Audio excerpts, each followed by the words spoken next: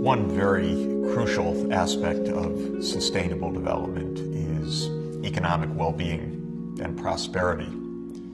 There have been great gains in material well-being, in average income per person, in other indicators of material life such as health and life expectancy over the course of recent decades. We'll see, of course, that these are not gains enjoyed by everybody within a country, certainly not in all parts of the world. But on average, there have been very notable gains in economic well-being, achieved through decades of economic growth. And this is a phenomenon that is of crucial importance for those countries that are still poor today. Perhaps their greatest goal is to achieve economic growth so that they can narrow the gap in material conditions that they face today with respect to the richer countries. Those countries living in extreme poverty today where they can hardly meet their basic needs are aiming to live like more of the world that increasingly has assurance of basic needs, and many parts of the world that live with remarkably high standards of living. Another aspect of this material change is that in a world of greater production, greater ability to grow food, greater productivity in manufacturing, in transport, in power, and in other key parts of the economy, the population has risen alongside that. From the middle of the last century in 1950, the world's population at the time was about 2.5 billion people. It's roughly tripled since then, absolutely extraordinary, to around 7.2 billion people today. And the numbers are continuing to rise, roughly an increase of 75 to 80 million people added to the world's population each year, meaning that it won't be long, probably around 2024 or 2025, when another billion people will be on the planet, when we'll reach the 8 billionth person. Let's look at what growth really means. And there has been no exemplar of economic growth more remarkable than China. Of course, it's the world's most populous country with 1.3 billion people, so anything major that happens in China is earth-shaking. But also, China has been among the fastest growing economies in world history. Since China undertook some basic market reforms after 1978, until just about the last couple of years, when growth has begun to slow a little bit, China was averaging roughly 10% per year economic growth. Absolutely astounding. And it's very handy, something that I'll refer to many times, to use what we call the rule of 70. Take the number 70, divide it by the growth rate, in this case 10. 70 divided by 10 is 7. It means that China has been doubling its national income every 7 years. The rule of 70 says 70 divided by the growth rate gives you the number of years to double the size of the economy. Well, what does that mean? Take a look at Shenzhen, China. Shenzhen is a city very close to Hong Kong in southern China. And in 1980 or so, when you see this picture, Shenzhen was a small village, mainly rural, not very many people, perhaps 30,000 people living in Shenzhen. Now, take a look at Shenzhen today, nearly 10 million people. Shenzhen has become a modern metropolis. It's a major manufacturing hub for the world. Not only did populations rise, did incomes per person soar, but also how people live has clearly fundamentally changed from rural agricultural livelihoods to modern urban manufacturing and services, and in a matter of 3 decades.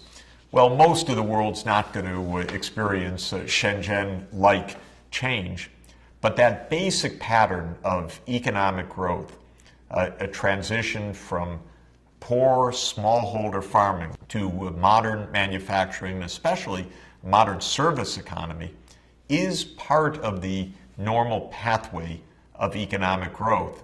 And while very few places grow at the rate of 10% per year with a 7-year doubling time, it still is the case that many parts of the world, even many of the poorest parts of the world today, are experiencing significant economic growth, and with that a significant transition to urbanization and a significant transition from agriculture to manufacturing and especially to services.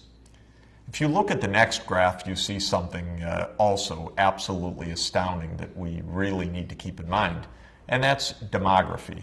In other words, change of world population. Now, this is a graph that shows you the long, long haul over the last couple million years, even before there was the modern human species. But let's just take the human part of this and what we call the Neolithic era. That's since the age of agriculture began around 10,000 years ago.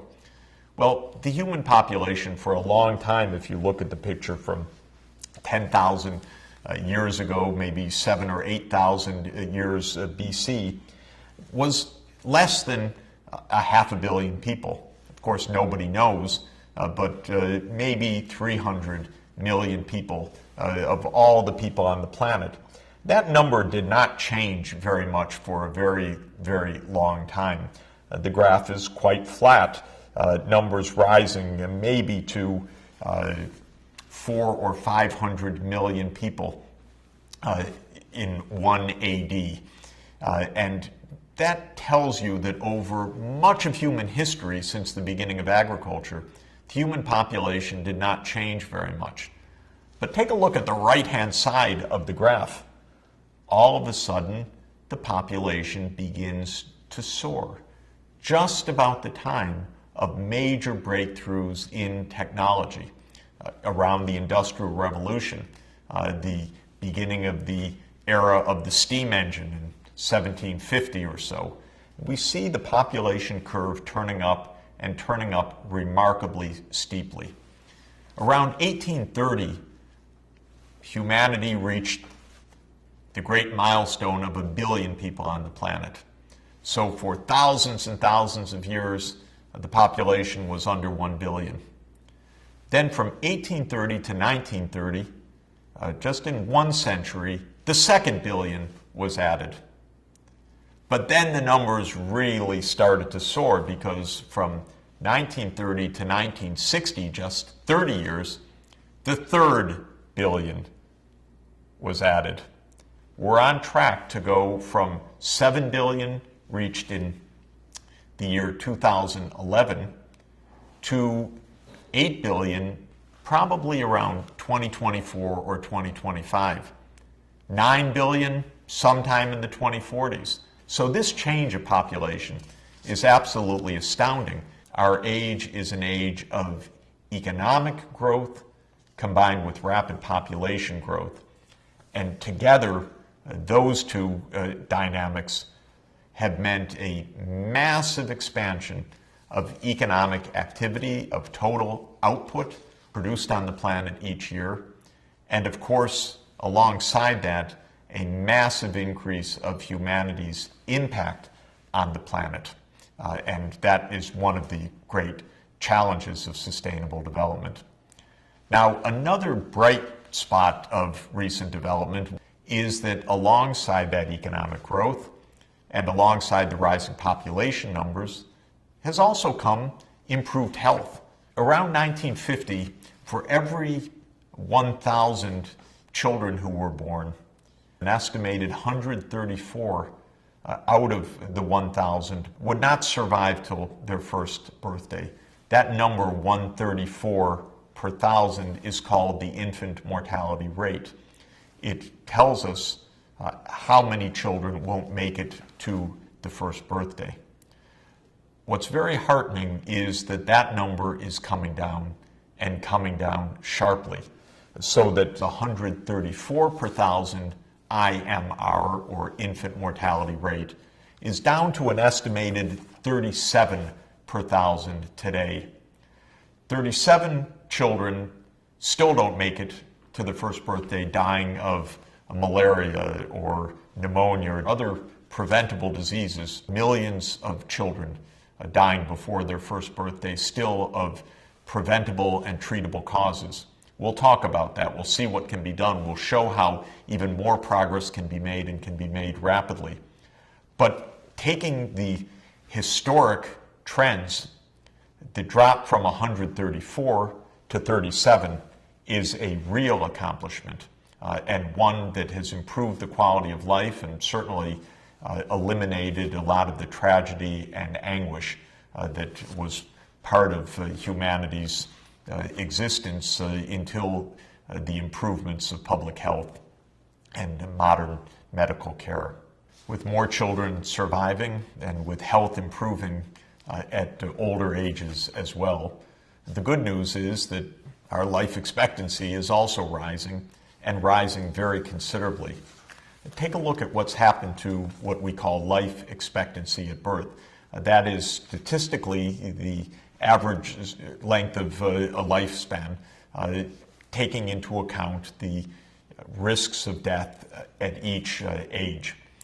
In the middle of the last century, in the period 1950 to 1955, the average life expectancy for people on the planet was around 47 years.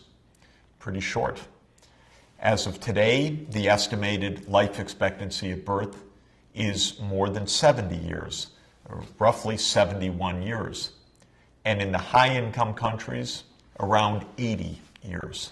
This is another example of economic growth and material progress, and an example of the kind of progress that is being achieved in most parts of the world. What's the lesson? The lesson is that this first pillar of sustainable development, economic well-being, is something that's achievable and being achieved in large parts of the planet. There are fewer tragic deaths of young children and greater health and longevity for most of us, with life expectancy rising several decades from what was experienced in the middle of the last century until now. This shows how economic development can improve lives, lives in which one can have the confidence that their children will also grow up healthy, survive, and have good prospects in life. But what we need to do is to ensure that that economic growth is inclusive, that it's not leaving millions and millions of people behind, and that it is environmentally sustainable, so that the progress itself doesn't cut our natural life support systems of biodiversity, food production, safe climate, productive oceans. Because if we do that, the gains that we've made will turn out to be fleeting and evanescent. It could lead to real tragedy. So it's that holistic approach of ensuring that economic growth and material improvement is socially inclusive and environmentally sustainable that is the great challenge.